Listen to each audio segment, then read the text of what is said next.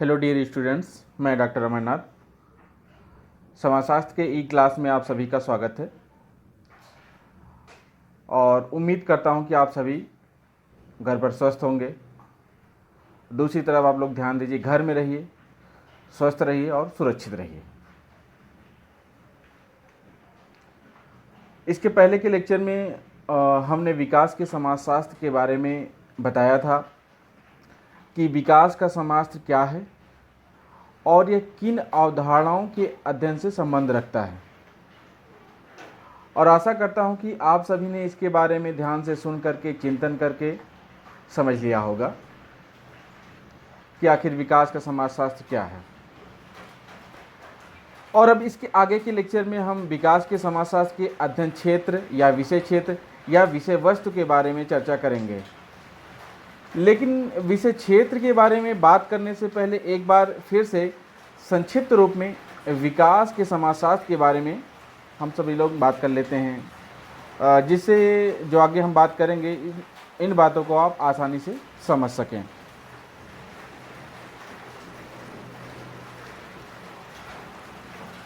विकास का समाजशास्त्र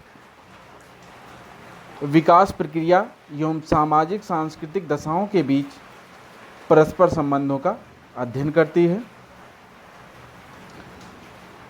दूसरे शब्दों में अगर कहें तो विकास का समाजशास्त्र विकास और समाज के पारस्परिक संबंधों और अंतःक्रियाओं का अध्ययन करने वाला एक विज्ञान है।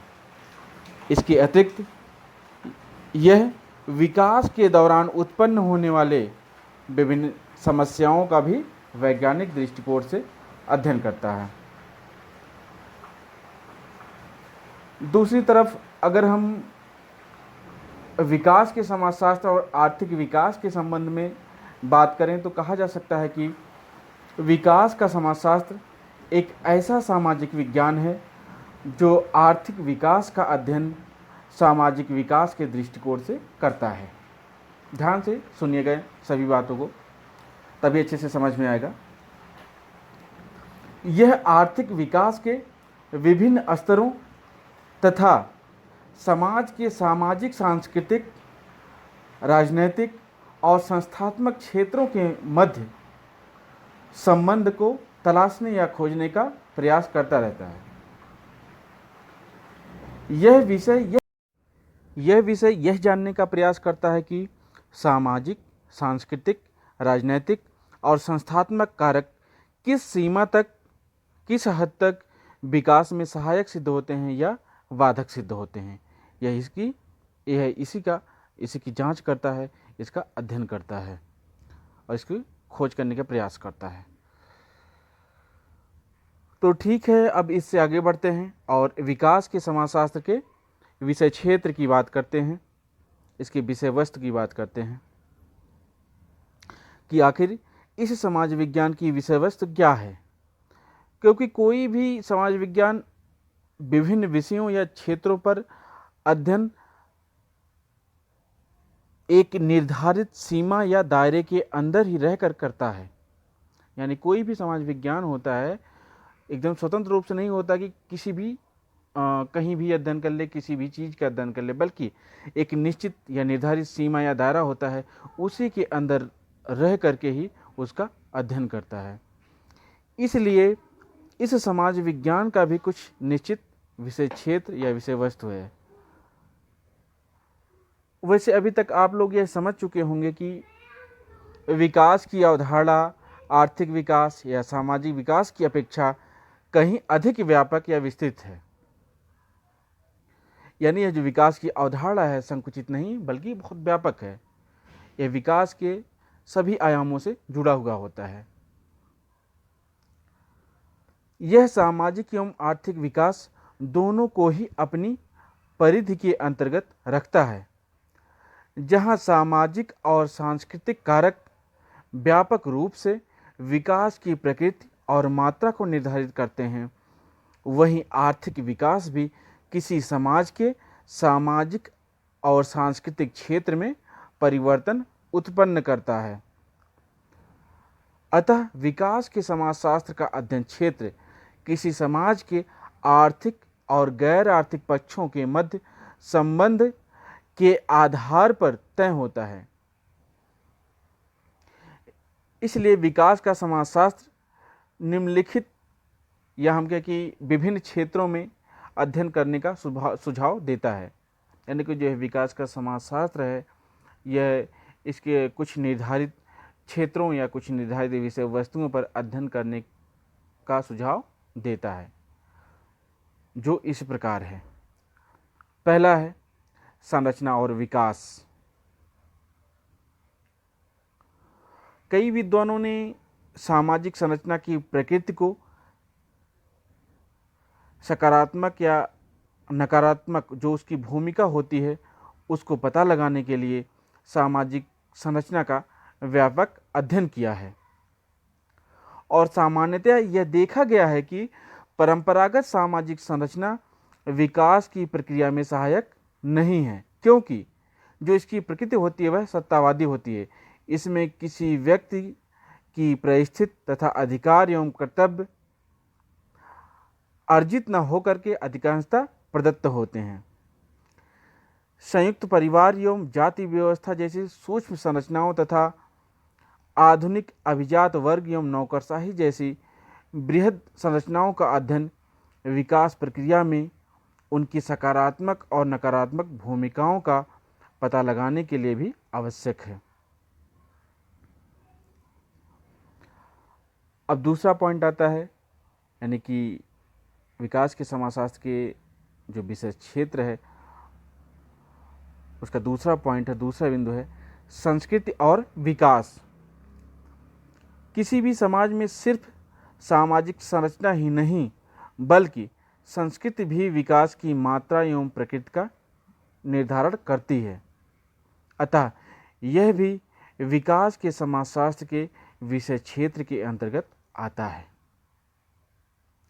धार्मिक अनुकूलता तथा सांस्कृतिक सुधारों की आवश्यकता विकास के लिए सांस्कृतिक रूप से सहायक कारक सिद्ध हुए हैं। इसलिए ये विकास के समाजशास्त्र में अध्ययन के लिए आवश्यक मुद्दे हैं, ये आवश्यक आधार हैं, आवश्यक बिंदु हैं। सामाजिक, धार्मिक और आर्थिक जीवन के प्रति व्यक्तियों के मानवीय और उदार दार्शनिक अभिमुखीकरण ऐसे मुद्दे हैं जिनका इस विषय के अंतर्गत यानी विकास के समाजशास्त्र के अंतर्गत अध्ययन किया जाना चाहिए। मैक्स वेबर, कैप, पैपनेक, मोमिन इत्यादि विद्वानों ने इन्हीं बिंदुओं पर अपने विचार रखने का प्रयास किया है। नेक्स्ट पॉइंट है विकास के समाजशास्त्र के विषय क्षेत्र का, वह है उद्यमिता और विकास।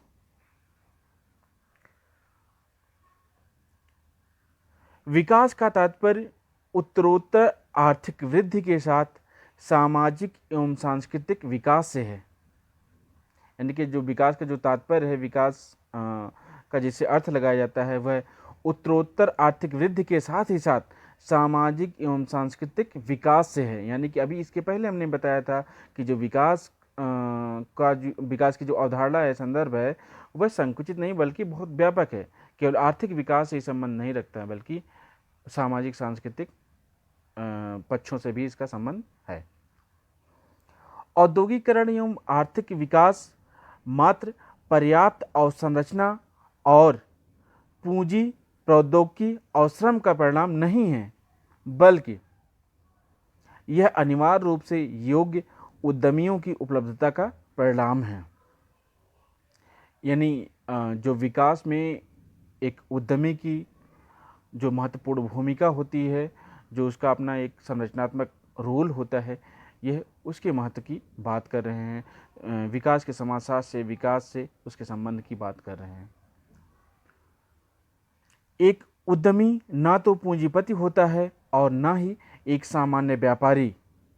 उद्यमी एक ऐसा व्यापारिक नेतृत्व करता है जो एक व्यापारिक उत्पादन संस्थान को केवल नवाचार के द्वारा स्थापित करने का जोखिम उठाता है। उद्यमी विशेष सामाजिक सांस्कृतिक वातावरण में निर्मित एक विशिष्ट व्यक्तित्व का स्वामी एक असाधारण व्यक्ति होता है। इसलिए यह समाजशास्त्रियों एवं मनोवैज्ञानिकों दोनों के लिए अध्ययन की महत्वपूर्ण विषय वस्तु होता है और इसलिए ही उद्यमिता विकास के समाजशास्त्र का एक महत्वपूर्ण अपरिहार्य अंग है। विकास के समाजशास्त्र के विषय क्षेत्र के अंतर्गत जो अगला बिंदु है, अगला पॉइंट है, वह है राजनीति एवं विकास। राजनैतिक कारक विकास में महत्वपूर्ण भूमिका निभाते हैं। विकास का कोई भी कारक, चाहे वह कितना भी शक्तिशाली क्यों न हो, सरकारी नीतियों और कार्यक्रमों द्वारा समर्थन न प्राप्त होने की दशा में कोई भी परिणाम देने में सफल नहीं होगा। यानी विकास के जो विभिन्न आयाम होते, विभिन्न कारक होते हैं, वह कितने भी मजबूती के साथ स्टैंड करते हों, लेकिन जो सरकारी नीतियां होती हैं, सरकारी कार्यक्रम होते हैं, सरकारी कार्य प्रणाली होती है, उसके सहयोग के बिना, उसके हस्तक्षेप के बिना या उसके सहयोग के बिना ये कभी सफल नहीं हो सकते हैं। सरकार की औद्योगिक नीतियां उद्यमिता विकास एवं औद्योगिक विस्तार पर गहरा असर डालती है। यानी सरकार की जो औद्योगिक नीतियां हैं, उद्यमिता विकास एवं औद्योगिक विस्तार पर गहरा प्रभाव डालती हैं। देश में अधिक विकास सुनिश्चित करने के लिए सरकार अनेक प्रलोभन देती है, समर्थन तथा सुरक्षा जैसी महत्वपूर्ण भूमिकाएं निभाती है। इसके अतिरिक्त बहुत सारे सुविधाएं भी देती है, जिससे अधिक से अधिक विकास हो, चहुमुखी विकास हो, बहुमुखी विकास हो। और देश के विभिन्न राज्यों में भिन्नता के भी कई कारण हैं। इसलिए किसी देश के राजनीतिक कारकों का भी अध्ययन किया जाना आवश्यक होता है और इसीलिए जो विकास की अवधारणा है, राजनीति की भी उसमें महत्वपूर्ण भूमिका होती है। यानी विकास और राजनीति का भी अपना एक संबंध होता है, पारस्परिकता उसमें होती है। दोनों के सहयोग से ही विकास संभव हो पाता है और इसलिए इस महत्वपूर्ण विषय वस्तु को विकास के समाजशास्त्र के अंतर्गत रखा गया है। तो अभी तक जो हमने विकास के समाजशास्त्र के विषय क्षेत्र के बारे में बताया, इसको आपने समझ लिया होगा और फिर से आप इस पे दोबारा जो है इसको सुनिएगा, चिंतन करिएगा और समझिएगा, जिससे विकास के समाजशास्त्र की जो अपनी अवधारणा है आपको अच्छे से समझ में आ जाए। उसके बारे में आप कभी भी आसानी से अपने शब्दों में उसकी तैयारी हमेशा रखें। और दूसरी चीज़ यह है कि यह विकास का जो समाजशास्त्र है और जो विकास की अवधारणा है, आधुनिक समय में बहुत महत्वपूर्ण स्थान रखती है। इसलिए भी हमें विकास के समाजशास्त्र के विषय क्षेत्र को अच्छे से समझना चाहिए। तो आज यहीं तक, और शेष आगे हम पढ़ाएंगे। आज के लिए धन्यवाद।